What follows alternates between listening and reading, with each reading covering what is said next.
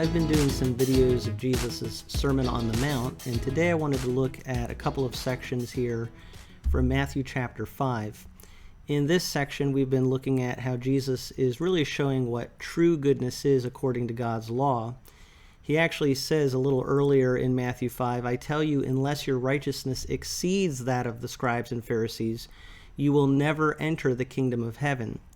So he's really showing here that even people who looked good in his day and were looked up to as those who are following God's law, they themselves weren't actually meeting God's standard. And so we looked, for example, at what he said about anger in relationship to murder. And now we're going to look at one section here on lust and another one on divorce. He says, "You've heard that it was said, 'You shall not commit adultery.' But I say to you that everyone who looks at a woman with lustful intent has already committed adultery with her in his heart. If your right eye causes you to sin, tear it out and throw it away. For it is better that you lose one of your members than that your whole body be thrown into hell. And if your right hand causes you to sin, cut it off and throw it away. For it is better that you lose one of your members than that your whole body go into hell." He has very strong things to say here about lust. And again, he's showing that it's not just about what happens outwardly. It's one thing to say, well, I've never actually committed adultery, but Jesus gets to the heart of the matter. What is in the human heart? And he's showing there that the human heart is sinful. He's saying there that we need to really deal with sin right where it starts. He actually says there, if your right eye causes you to sin, tear it out and throw it away. If your right hand causes you to sin, cut it off and throw it away. One way of looking at this is he's really talking here about a right eye or a right hand, which for a lot of people is your stronger eye and your stronger hand.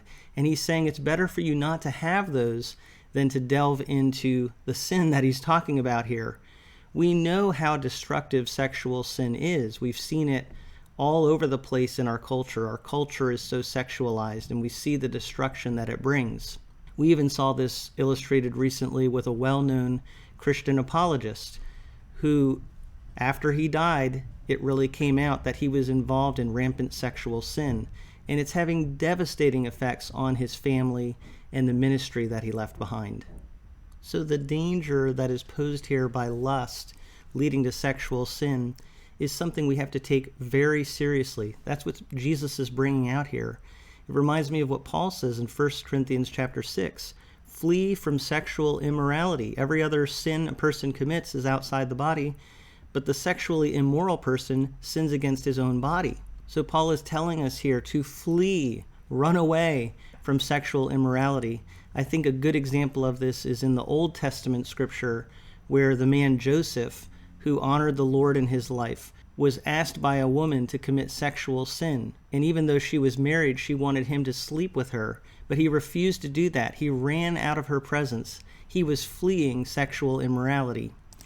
And Jesus is showing here that where all of this begins is in the human heart. Now, he is focusing on men here because I think men definitely have a tendency and propensity for this, but obviously it applies to women too. As Jesus said, out of the heart come evil thoughts, murder, adultery, sexual immorality, theft, false witness, slander. These are what defile a person. He's contrasting here the concern some people had about what goes into their body, but Jesus said it's really what's coming out of people that is the problem because they have sin in their hearts.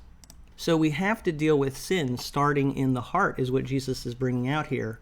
What a great reminder to us as we think about what true goodness is. It's not enough just to focus on the outward, putting on an outward display and show for others. We have to really look at what's in our heart. And we have to deal with those things in our heart before the Lord. He has to change us. So Jesus is really bringing out here that true goodness starts by looking at our heart and dealing with what's in our heart before God, because it's what's in the heart that ultimately leads to sinful actions. And again, we know the devastating effects of going down that path of lust and sexual sin. We see it so much in our culture, and our culture is constantly tempting us with this. So what great reminders for us here. He goes on, though, and this is kind of related. He talks about divorce.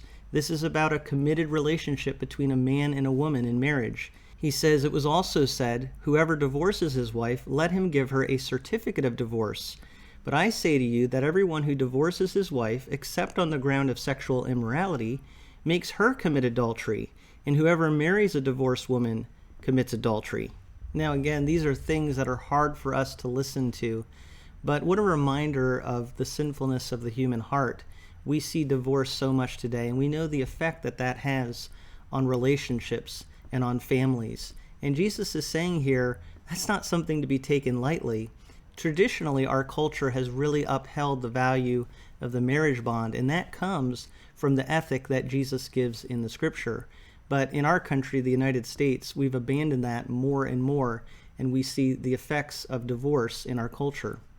Jesus warned about this, something we really have to look at. Now, of course, God grants forgiveness for all sins, everything we're talking about here. But one thing that clearly comes out as Jesus gives his sermon is what Paul later says in Romans 3:23. All have sinned and fall short of God's glory. Jesus is talking to people, many who thought they were good people and looked good before others, but he's showing that before God's glory, God's true righteousness, no one is actually good. And our sinfulness comes from within. It's a sinful nature that we have. That's being brought out clearly. We'll look at some more things that he says here in relation to God's law, but I think that's a lot to chew on for right now. I hope that this was helpful to you in some way. If you have any questions or comments, leave those in the comments section below. But thank you so much for listening to some of my thoughts from A Frisch Perspective.